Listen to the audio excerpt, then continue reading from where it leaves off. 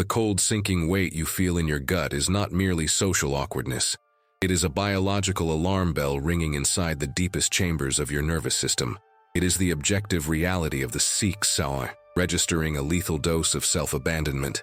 This is the clinical diagnosis of our age, an epidemic of neurosis stemming from the pathological fear of confrontation. We are living through an era where the individual has committed psychological suicide in order to survive socially. You are exhausted, not because life is demanding, but because you are expending all your psychic energy maintaining a false front. You are wearing a persona, the mask of the agreeable, the accommodating, the perpetually nice person, and you are wearing it so tightly that it has begun to asphyxiate the authentic self beneath. The world observes this exhaustion. They see the effort required to keep the smile fixed while the internal structure is collapsing, and they respond accordingly. When the small disrespect occurs, the joke that cuts too deep, the boundary that is casually bulldozed, you swallow it. You repress the instinctive necessary aggression that should have been deployed to protect your territory. This is where the illness takes root. Repression is not erasure, it is storage. You are not disposing of the psychic material, you are compacting it, forcing it into the dark cellar of the personal unconscious. And in that darkness, it begins to live. It coagulates around the core trauma of self-betrayal, forming what I term an autonomous complex. A complex is not a concept. It is a fact. It is a splinter of the personality that has broken off and gained a terrifying independence. It operates outside your conscious control. When the complex is fed by repeated acts of repression, by the constant surrender of your dignity, it gains power, becoming a foreign entity dictating your life script. The sinking feeling you experience is your true self screaming for air. But the complex, now the dominant force, whispers the destructive, familiar script. Stay quiet, don't rock the boat. You need their approval more than you need your truth. You ask, why do they do it? And more importantly, why do I let them? The answer lies in the objective reality of the human relational field. It is a brutal economy of psychic power. People are not interested in the polished veneer of your persona. They are testing the tensile strength of your soul. They are probing for the weakest point in the fence line. When you consistently fold, when you smile and say, "It's okay, don't worry about it," you are projecting a specific psychological signal. I am hollow. My core is absent. I can be used. This projection acts as an irresistible invitation to the shadow side of the other person. They are not conscious villains. They are simply reacting to the void you have presented. They are sensing the lack of real presence. The individual who has sacrificed their inner life for the sake of social acceptance becomes translucent. The world looks right through them and sees only the empty space where the integrated self should reside. Think of the mechanism of availability. Your constant, immediate availability is not generosity. It is a symptom of neurosis. It signals that your time has no intrinsic value, that you have no inner life worth defending. You have no sacred reserve. The moment you are always reachable, always accommodating, always apologetic for existing, you are teaching the world that you are cheap. You have successfully trained them to disregard you. This is the horrifying truth. You are the architect of your own humiliation. The external disrespect is merely the reflection of the internal contempt you hold for your own instinctual truth. The individual trapped in this neurosis, this endless pursuit of external validation, is terrified of the sharp pain of confrontation. They fear the rejection, the silence, the possibility of being seen as difficult. So they choose the slow, chronic poison of being walked on. They choose the slow death of the soul over the single, decisive surgical cut required for self-preservation. This avoidance guarantees a far worse outcome. The conflict you try to avoid externally becomes an internal civil war. The repressed contents, the anger, the necessary aggression, the truth, do not remain docile. They turn inward. They manifest as anxiety, as chronic exhaustion, as the pervasive sense that life is meaningless. This is the internal betrayal that leads directly to existential ruin. Your soul is screaming because you are abandoning it daily to feed the greedy persona. The cure is not found in weak sentimental advice like, share your feelings. That is psychological nonsense when dealing with a power dynamic. Explaining your feelings to someone who has already classified you as weak is handing them the map to your soft underbelly. It is ammunition. What is required is the immediate, non-reactive integration of the sombra, the darker, stronger, boundary-setting self that you have rejected in your pursuit of niceness. You must become the abyss. When disrespect is tossed at you, it is an energetic throw. The person expects a bounce back, anger, tears, retreat, and explanation. They expect engagement. When you offer none of these, when you simply absorb the disrespect and offer back a silent, immovable presence, you break the script entirely. The ball vanishes into the black void. There is no reaction, no explanation, no apology, just the cold, hard fact of your boundary. They are left unsettled. They are unsure what they are dealing with. They stop testing, not because they suddenly love you, but because they have encountered an objective reality, a psychic structure that holds its ground. They register you as a force that requires respect, not because you demanded it with words, but because you embodied it through silence and non-negotiable presence. This shift from reaction to objective presence is the first, agonizing step toward individuation. You must stop begging for approval and start commanding respect through the sheer weight of your integrated self. The price of waking up is the sacrifice of the crowd. You must accept the solitude that comes with being a conscious individual. The mass despises those who stand outside the collective sleep. You must choose now, the approval of the fleeting moment, or the brutal permanent reality of owning your own soul. That shift from reaction to objective presence is the first agonizing step toward individuation.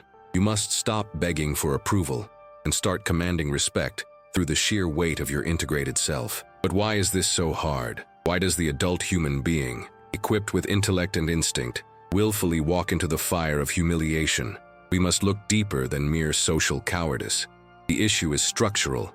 It is a failure of the inner architecture, specifically the disastrous identification with what I call the persona. The persona is not just a costume you put on for a party. It is a necessary, rigid psychic structure, a mask developed by the ego to deal with the demands of the collective world. It is the compromise you make between who you truly are and what society expects you to be.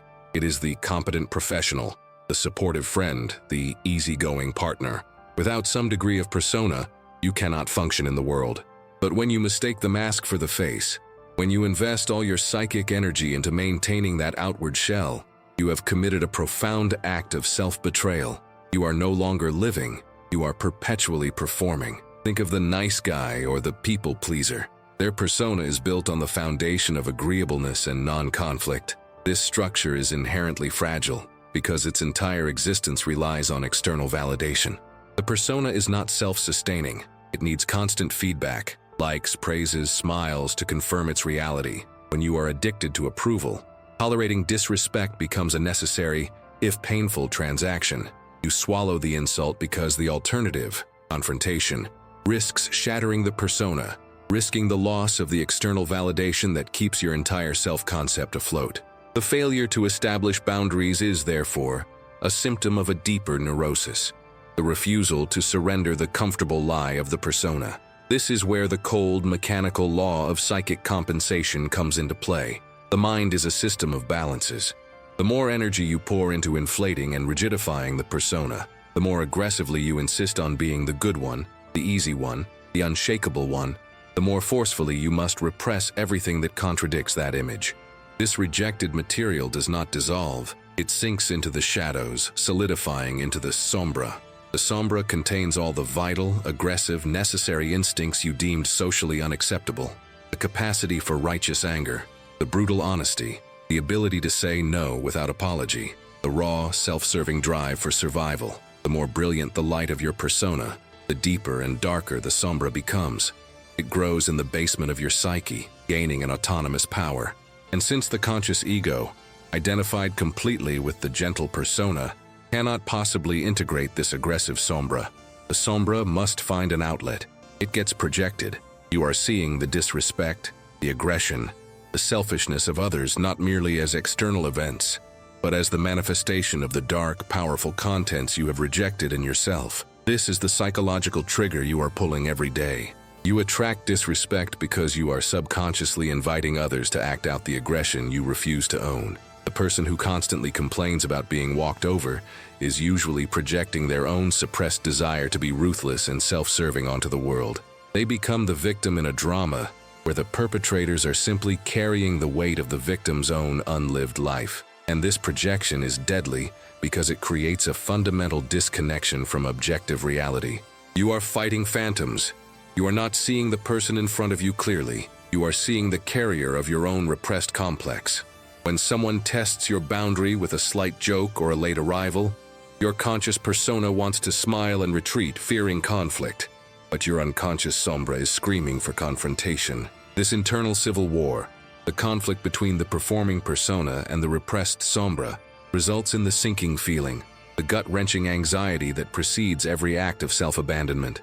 That feeling is not just embarrassment. It is the raw pain of your instinctual self being sacrificed for the sake of a fragile, external approval.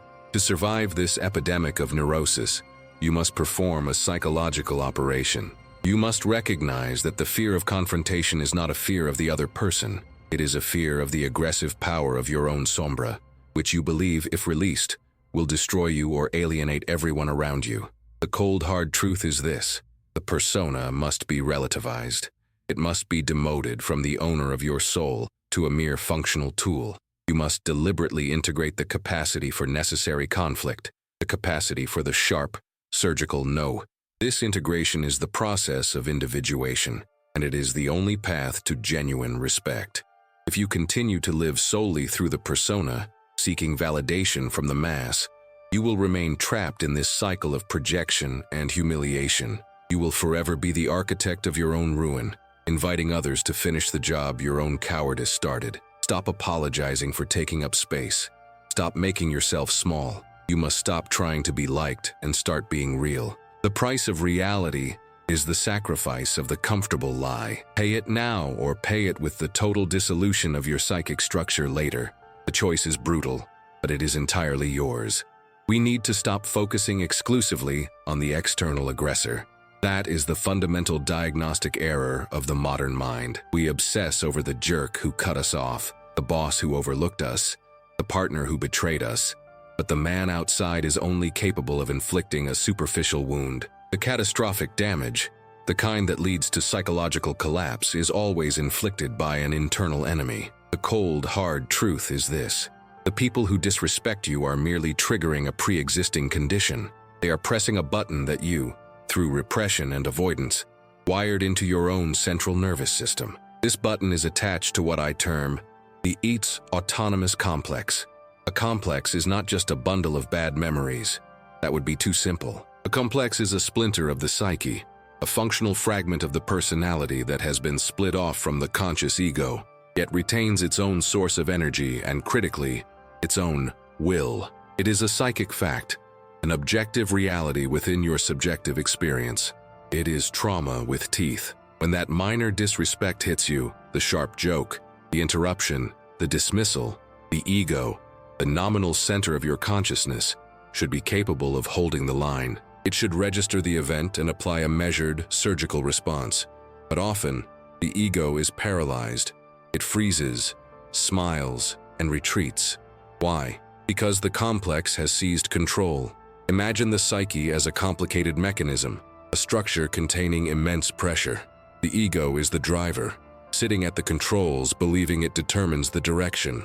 But buried deep in the machinery, perhaps fueled by a childhood humiliation or a profound abandonment, is the approval seeker complex, or the victim complex. This complex is a tyrant. It doesn't want health. It wants the repetition of the familiar pain. It is energized by the memory of its own suffering. When the external disrespect occurs, the complex sees an opportunity. It floods the system with its own energy charge, overwhelming the ego. The ego is instantly demoted, becomes a terrified passenger watching its own hands betray it. You are literally witnessing a psychological seizure. That moment when you swallow your anger and offer a nervous apology, that is not you acting. That is the complex operating autonomously, compelling behavior to sustain its own neurosis. It forces you to choose the path of submission because submission confirms its reality and feeds its energy. This is why the reaction is always disproportionate to the offense. Why does a small slight feel like the end of the world? Because the complex is tapping into the original catastrophic wound. The external event is just a pinprick, but the complex turns it into an arterial bleed. We must understand the terrifying autonomy of these fragments.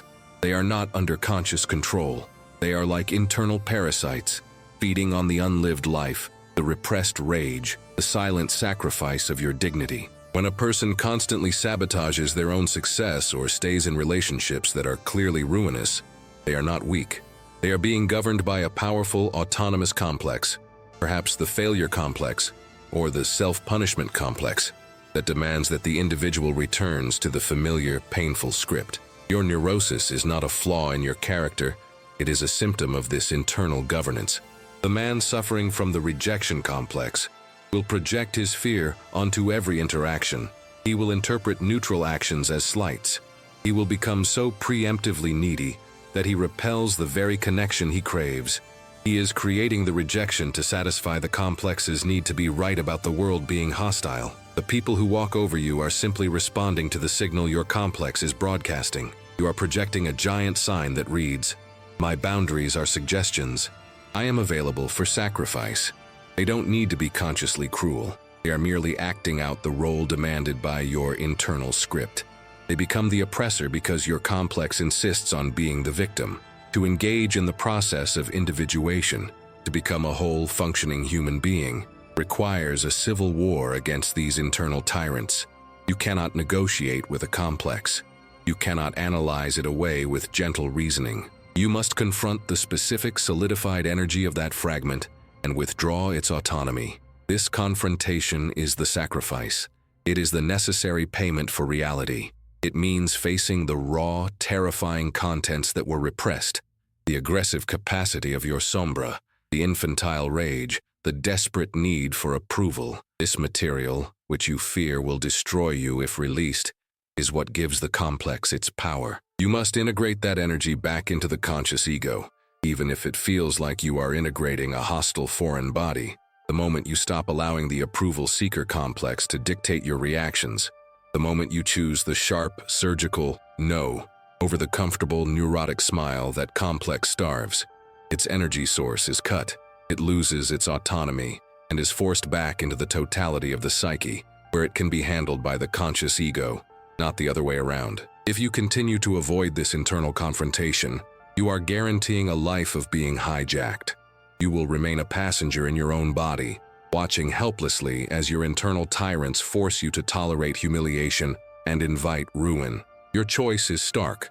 Either take the difficult, painful path of integrating the complexes, or submit to a slow, methodical psychological suicide where the ego is gradually dissolved by the very forces it tried to repress.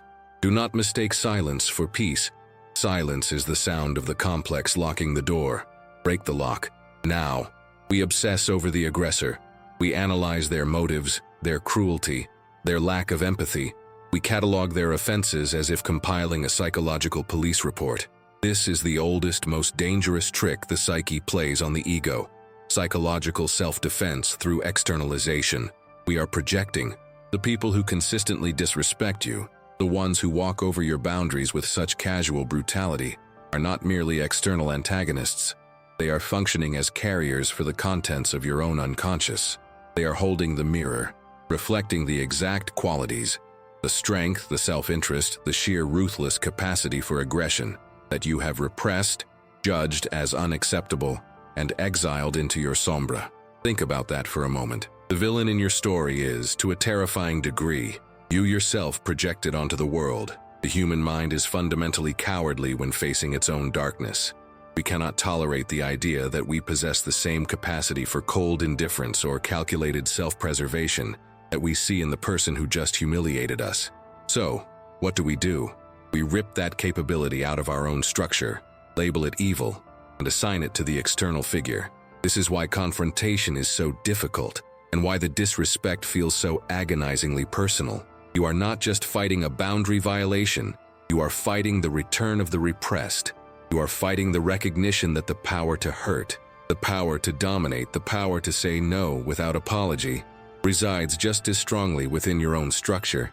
But because you have refused to integrate that power, because you have insisted on maintaining the neurosis of being nice or good, that power must be experienced as an assault from the outside. It is easier to call them a monster than to admit that you have the same teeth. This mechanism of projection is the engine of the victim complex. If they are entirely at fault, then I am entirely innocent. This stance provides a perverse, toxic comfort.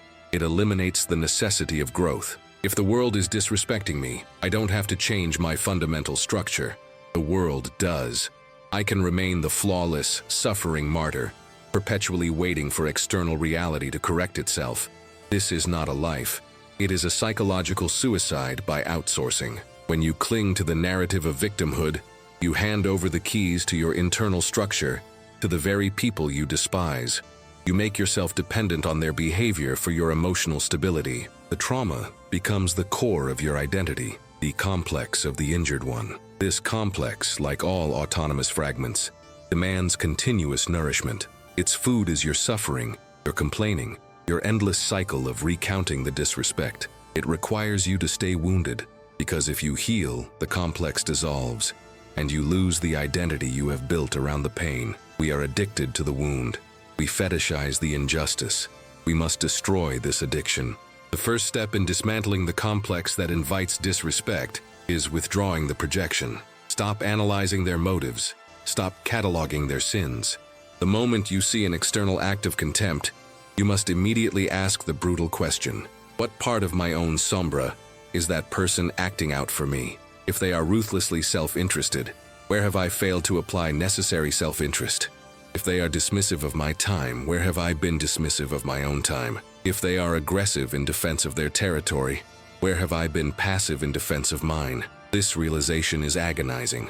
Strips away the comforting illusion of moral superiority.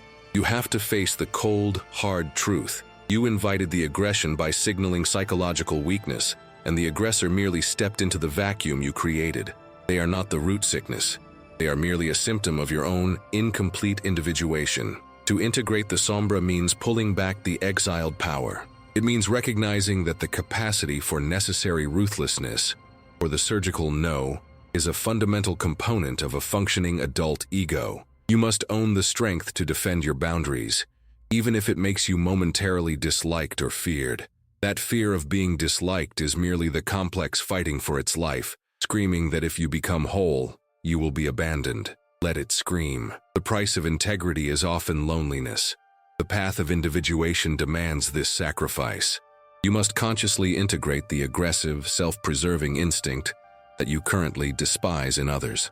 You must realize that the ability to dominate a situation, to command respect through sheer presence, is not inherently evil. It is merely power, and power, like a sharp scalpel, is neutral.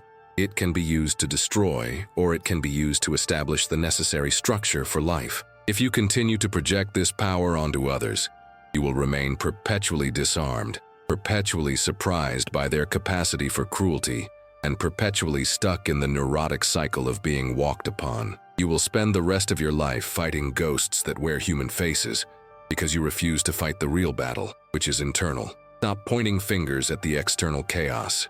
That chaos is merely the reflection of your internal disarray, your unintegrated complexes, your repressed sombra, and your cowardly ego clinging to the illusion of innocence.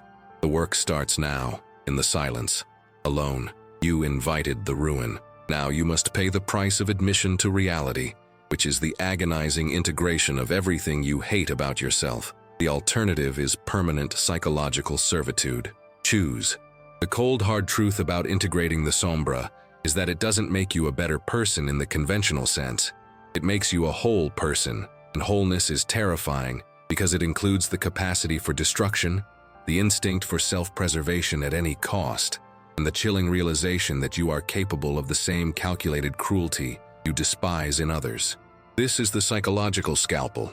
The integration of the sombra requires you to consciously accept the power you have vehemently projected onto every disrespectful person in your life. You have treated this raw, aggressive power, this necessary defense mechanism, as a toxic contaminant.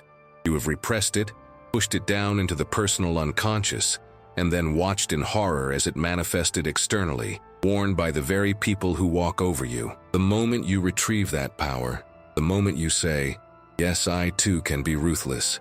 I too can be absolutely indifferent to your comfort when my boundary is crossed," the neurotic structure that has defined your life begins to collapse.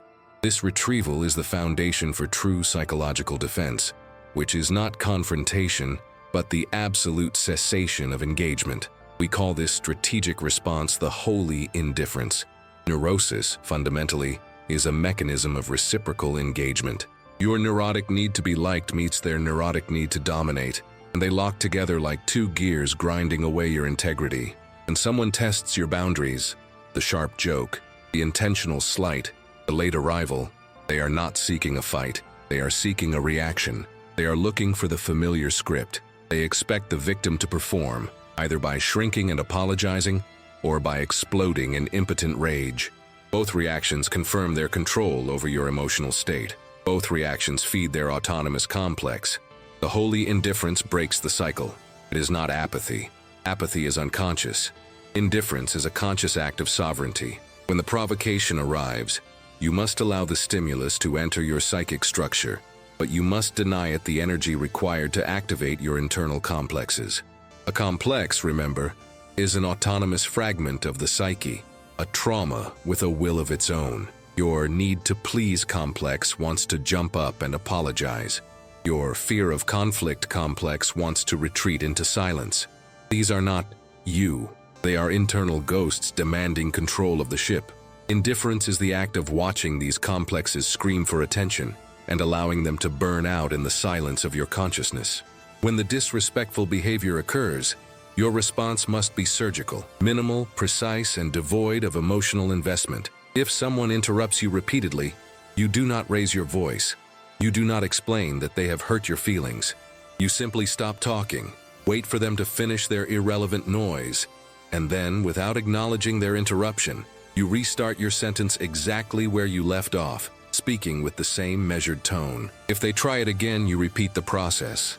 This is not rudeness, it is the establishment of an objective psychic fact. Your interruption has no bearing on my reality. The silence is the weapon. When you deny the aggressor their desired reaction, you are throwing their ball into a black abyss. Their complex is starved of the reciprocal energy it requires to survive. They are met with a wall of nothingness. This is profoundly unsettling to the human psyche because it denies the aggressor the validation of their own reality. They expected a mirror reflecting fear or anger. They received a void. The immediate consequence of employing this structure is that you become difficult to categorize. You become unpredictable. And in the social hierarchy, the unpredictable individual, the one who cannot be easily manipulated or provoked, is the one who must be respected. This is not about being liked. This is about being recognized as a self-contained system that cannot be breached. But be warned, the moment you establish this sovereignty, you become a target for the collective neurosis. The massa, the collective consciousness of the average individual, demands that everyone remain small, pliable, and predictable. When you begin the process of individuation, when you integrate your sombra and establish these firm psychic boundaries, you become a living reproach to the surrounding mediocrity. The massa hates the individual who is psychologically solid. It sees the individual as a disruptive element, a threat to the shared delusion. The collective wants you to remain in the neurotic cycle because it validates their own failure to undertake the agonizing work of self-realization. They will try every trick in the book to pull you back into the swamp of projection and shared weakness. They will call you cold. They will call you selfish. They will accuse you of being arrogant or unfeeling. These accusations are merely the defensive maneuvers of the collective complex attempting to reassert control. You must accept this rejection as the necessary price of admission to your own reality. Loneliness is not a failure of character. It is often the sign of psychological elevation. If you are doing the work, if you are truly integrating your repressed contents, you will naturally drift away from those who thrive only in the environment of mutual neurosis. The path to individuation is solitary because the work is specific to your own internal structure. You cannot afford the luxury of seeking approval from a sick society. The only way to survive the crushing weight of the massa and the constant testing of autonomous complexes is to remain absolutely centered in your own being. You are the only authority on your psychic structure. You are the surgeon, the architect, and the final judge. If you fail to do this work, if you continue to project your power and tolerate the slow erosion of your dignity, you are not just inviting disrespect from others. You are committing psychological suicide by proxy. You are handing the reins of your life over to the complexes of strangers. The choice is stark, and it is immediate. Undergo the painful, isolating but necessary integration of your sombra to establish your sovereignty, or remain a disposable piece of the collective machinery, perpetually surprised by the inevitable ruin you invited through cowardice. The neurosis will not stop testing you until you stop giving it what it wants. Stop giving it energy. Become the void. We have diagnosed the illness. We have dissected the mechanism of the complex. Now, the cold hard truth. You stand at a critical juncture, and the choice is binary. The vast majority of humanity, the massa, chooses the path of comfort. They choose the anesthetic of collective neurosis. They choose to remain unconscious, believing that if they just agree with enough people, if they just keep the peace, the structure of their life will hold. They believe that being liked is a viable survival strategy. This is a fatal miscalculation. It is psychological suicide masquerading as social grace.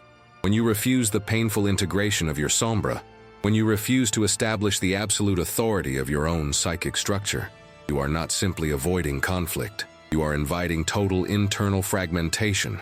You are handing over the keys to your life to the autonomous complexes of strangers. Look closely at why you allow the slow erosion of your dignity. It is rarely altruism. It is cowardice.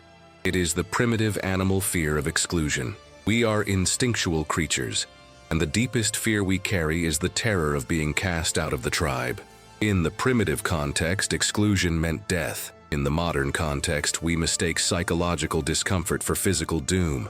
We confuse the sharp pain of setting a boundary with the mortal threat of being alone. And so, people choose the slow poison. They sacrifice their conscious will and their objective reality on the altar of belonging. They repress their true feelings, their legitimate anger, and their necessary assertion of self. But where does that energy go?